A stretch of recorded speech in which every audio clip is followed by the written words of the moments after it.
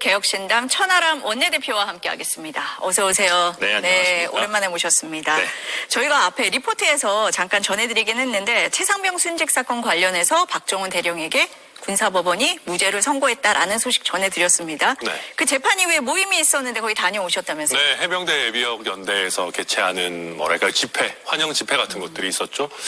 실제 어떻게 재판 결과가 나올지 몰랐기 때문에 미리 잡혀있던 일정이었고요.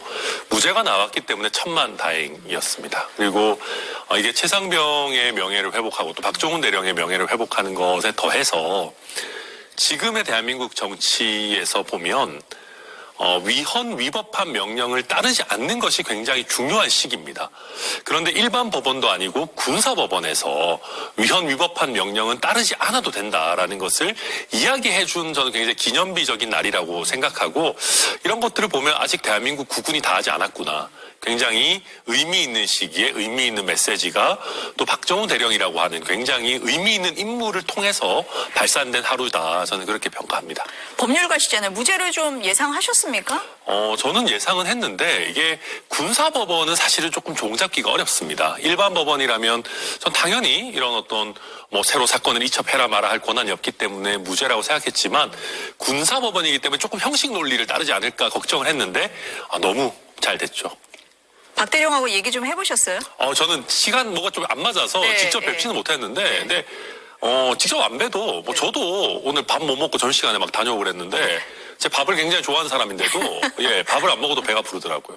제가 그럴 정도니까 얼마나 기쁘겠습니까? 특히 어머님 기뻐하시고 이런 거 보니까 막 뭉클하더라고요. 네, 지금 화면에도 좀 보이고 있는 것 같네요. 굉장히 많은 분들이 같이 참여를 하신 것 같습니다. 네, 그렇습니다. 네. 그러니까 이게 위헌 위법한 명령 따르지 않아도 된다. 이게 대통령은 왕이 아니고 우리가 인치국가, 왕조국가가 아니라 법치국가에 살고 있다라는 굉장히 중요한 가르침을 주는 것 플러스, 제가 되게 화가 났던 지점은 그런 게 있었어요.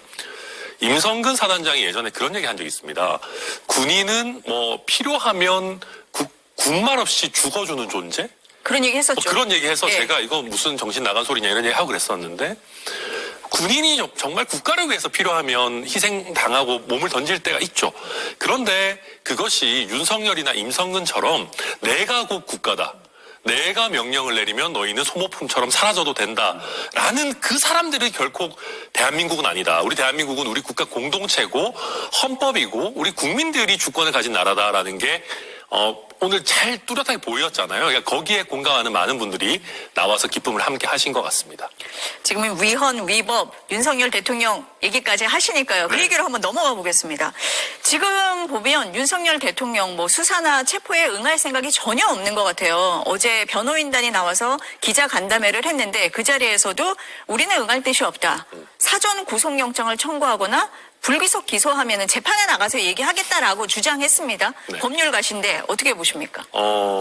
저는 제가 법률가기도 하지만 윤석열 대통령이 검찰총장을 하던 시절에 누가 나와서 이런 얘기 했으면은 아마 윤석열 본인부터가 무슨 말도 안 되는 소리 하는 거야 막 그랬을 거예요. 그리고 국민의힘도 예전에 이재명 대표가 수사기관에 대해서 이런저런 의견을 내거나 수사 절차에 대해서 얘기를 하면 수사 받는 사람이 무슨 수사기관 쇼핑하냐, 수사 절차에 대해서 말이 많냐라는 얘기들을 했는데 고스란히 내로남불로 돌려받을 수밖에 없는 상황이고요. 조금 설명을 하면 서울 서부지법은 안 되고 중앙지법은 된다? 그런 게 어디 있습니까? 우리가 복수의 관할권들이 있을 때는 모든 법원들이 각자 관할을 가지는 것이고, 실제 피의자의 주소지 관할은 굉장히 주된 관할입니다. 용산을 관할하는 서부지법은 당연히 관할권이 있는 것이고요. 구속영장은 되고 체포영장은 안 된다? 그건 도대체 어느 나라의 기준인지 잘 모르겠고, 예전에 그리고 또 자기들 안 나갈 테니까 그냥 기소해라.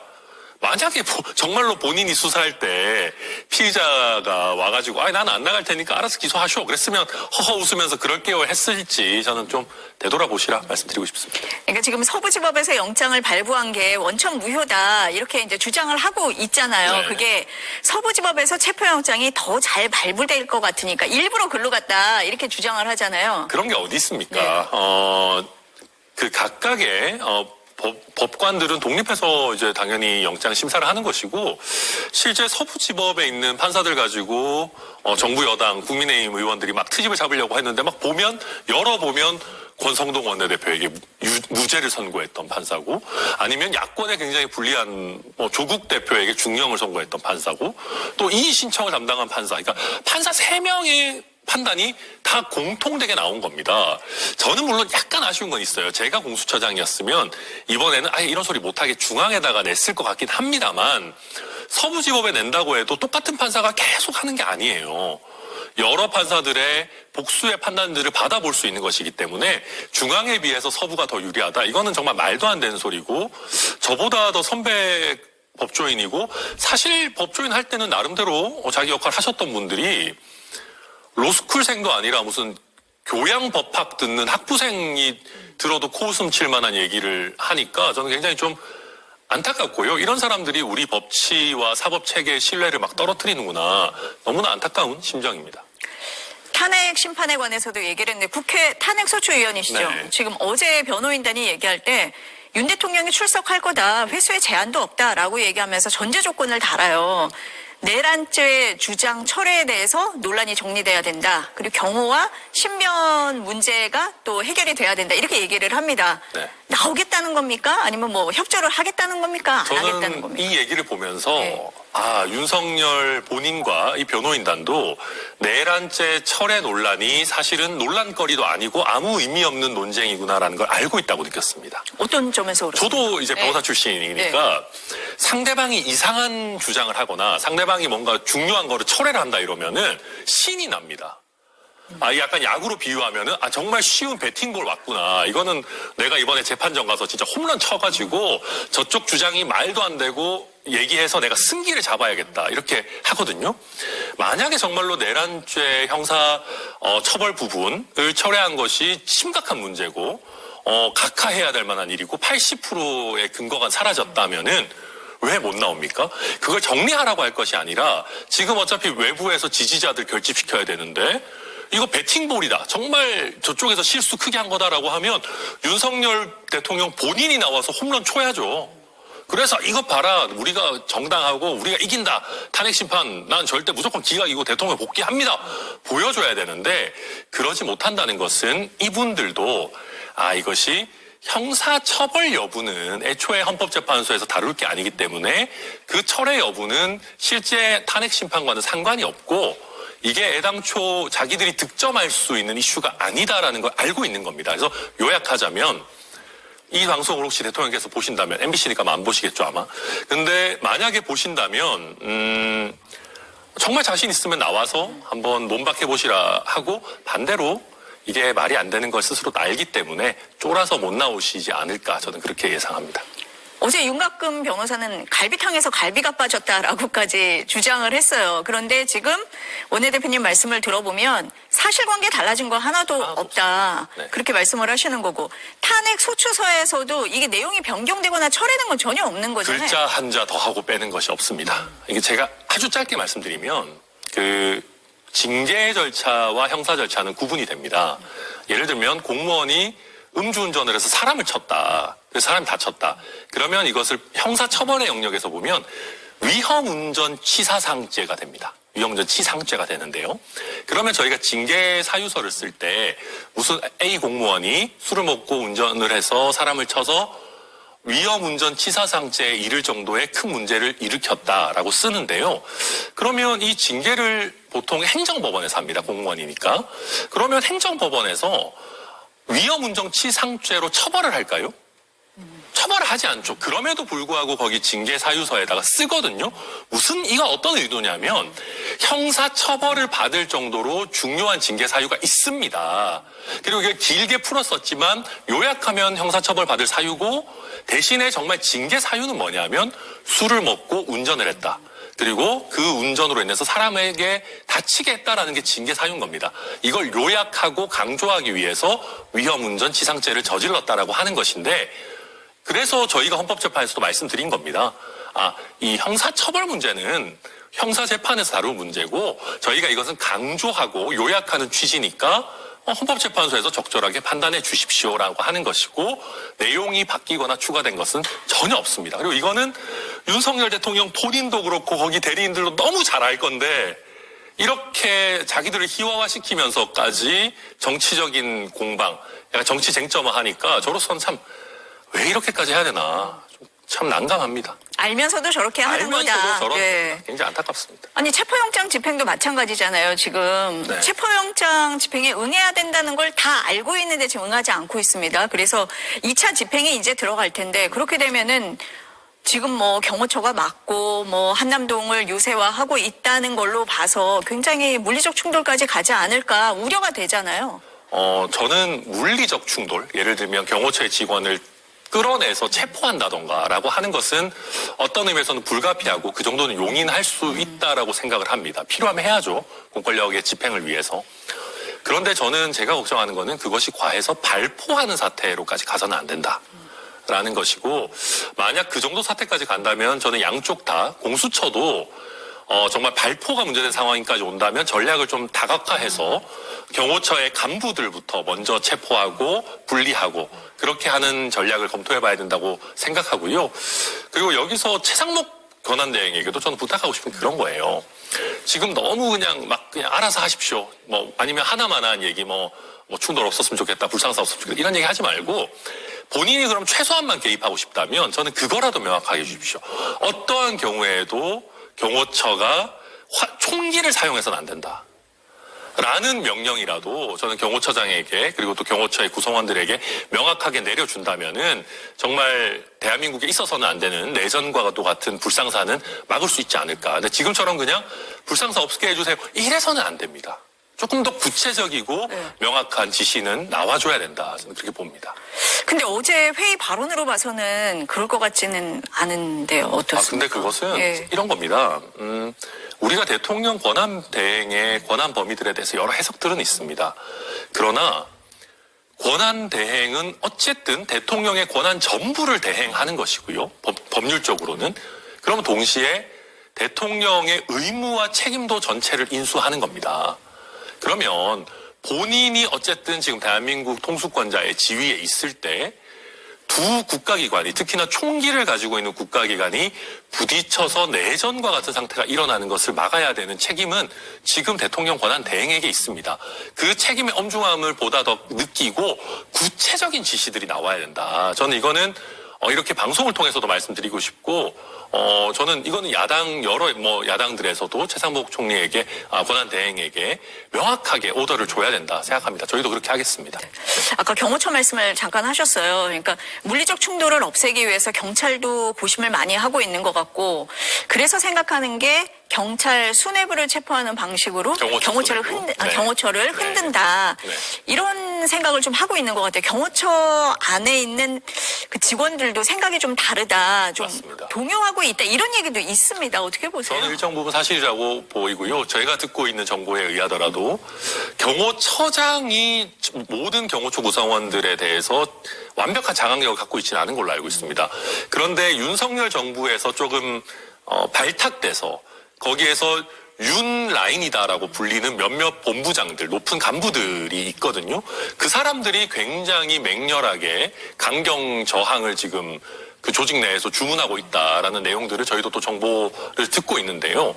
그렇다고 한다면 제가 조금 아쉬운 거는 시계를 약간 돌린다면 1차 집행이 불발됐을 때 사실 처장과 그런 주요 간부들을 미리 체포한다든지 조금 격리하는 조치를 했다면 2차 집행 훨씬 더 수월했을 텐데 아쉬움이 있고 저는 이번에 2차 집행에서는 물론 성과를 내고 결과를 내는 것 그리고 어느 정도의 물리력 동원을 두려워하지 않는 것은 필요하지만 극단적으로 발포할 상황까지 간다면 제가 아까도 말씀드렸지만 이번에라도 간부들부터 먼저 체포하는 전략을 적극적으로 고려해 볼 필요 있다라고 생각합니다.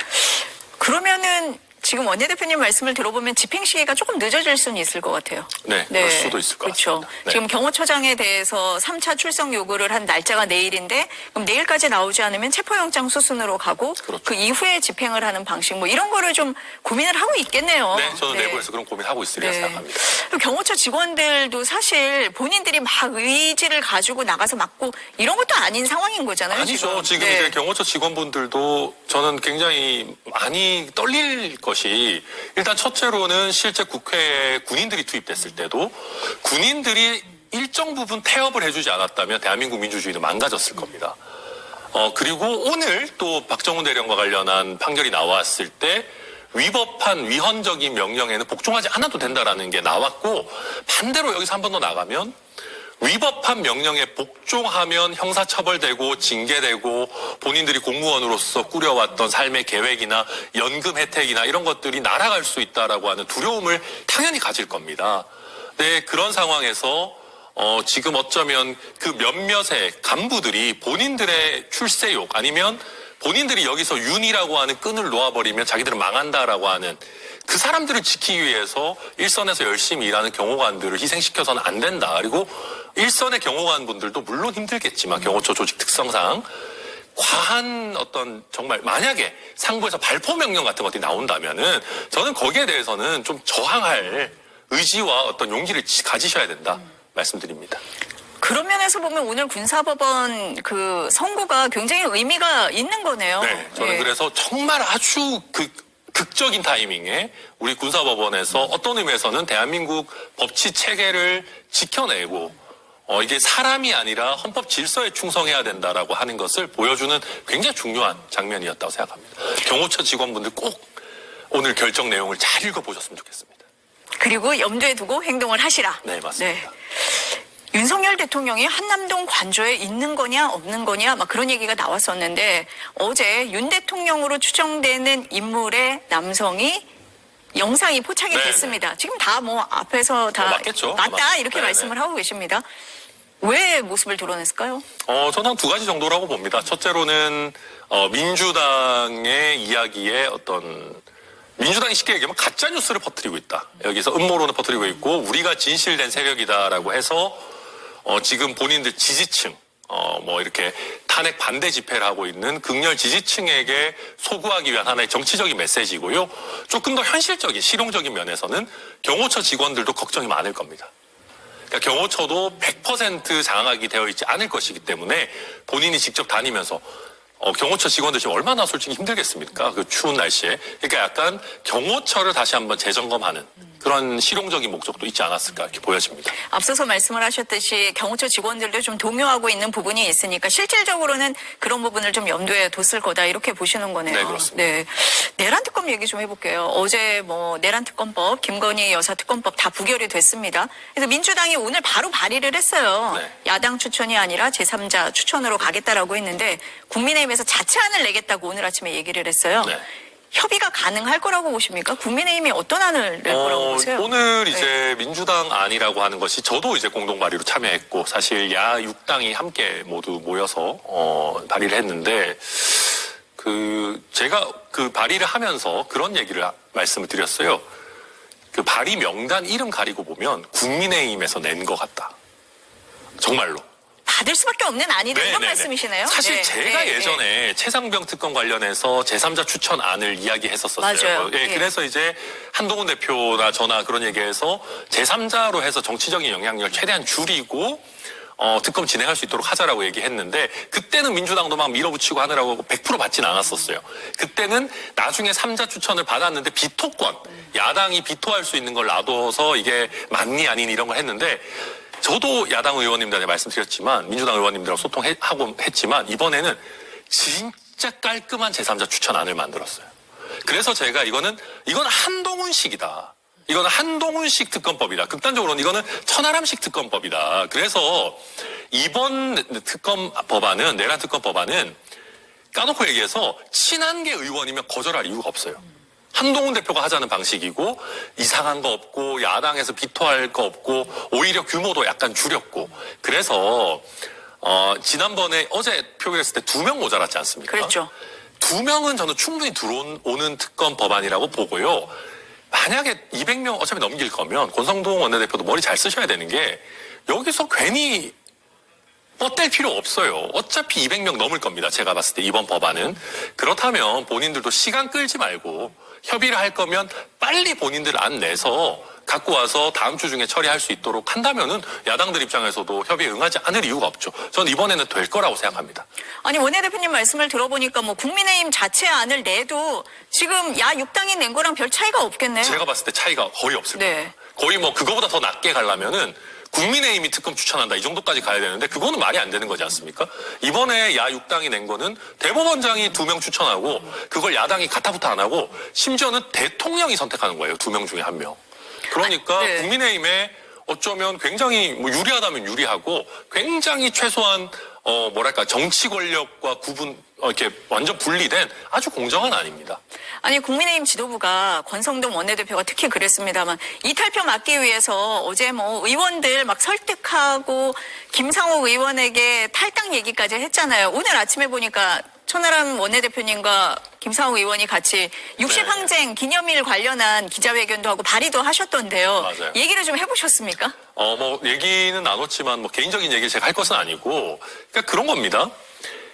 백보양보해서 어제 특검 법안은 당론으로 반대하고 왜 이거 반대 안 하냐 찬성 왜 했냐 하라고 할 수 있는 영역이 조금 있습니다. 왜냐하면 야당 추천이니까. 저는 거기에 동의하지 않지만 어쨌든 백보양보하면. 근데 이번에 새로 낸 특검 법안은 그럴 여지가 없고요. 그리고 김상욱 의원, 이거 한번 생각해 보십시오.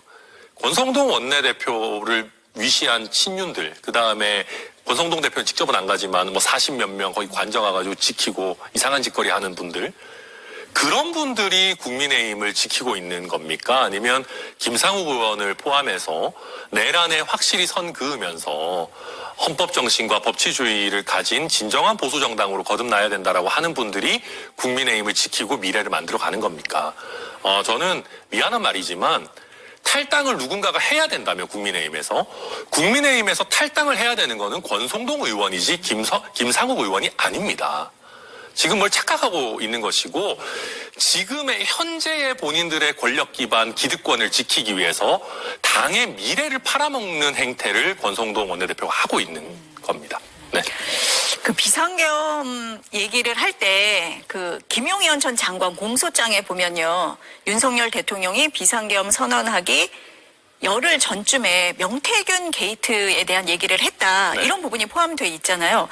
근데 어제 뉴스타파가 보도를 한 내용입니다. 검찰의 수사 보고서를 입수를 해서 했는데 윤 대통령과 김건희 여사가 명태균 씨로부터 비공표 여론조사를 받았다.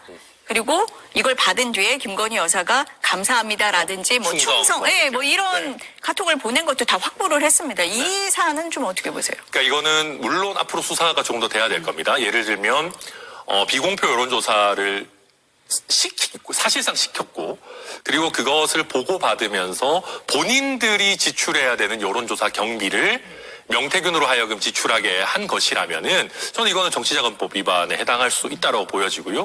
근데 이제 그게 참 약간 아리송한 부분이 있을 수는 있습니다. 왜냐하면 그냥 명태균이 알아서 한 거고 대가 없이 그냥 보고서 하나를 추가로 준 것이냐 이런 부분은 수사에서 앞으로 조금 다퉈지겠지만 이게 한두 번이 아니고 여러 차례 게다가 마치 지시하고 보고하고 이렇게 받는 것들이 이렇게 계속 이어진다면은 정치자금법 위반도 문제될 소지가 상당히 있다라고 보여지고요.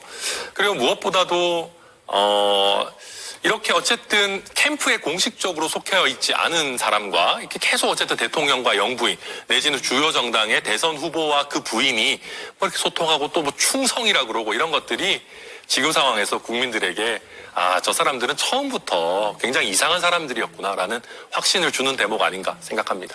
앞서서 그 김용현 전 장관 공소장 얘기를 했는데요. 거기에 아까 말씀드렸듯이 이제 비상계엄을 얘기를 하면서 명태균 게이트 얘기가 나왔잖아요. 네. 어느 정도 연관성이 좀 있다라고 추측을 할 수 있을까요? 어떻습니까? 사실 지금 이제 비상계엄 이후에 어떤 공천 개입과 관련한 그러니까 이번에 어떤 여론조사를 받아보는 것보다도 저는 더 심각한 것은 공천 개입이라고 생각하거든요.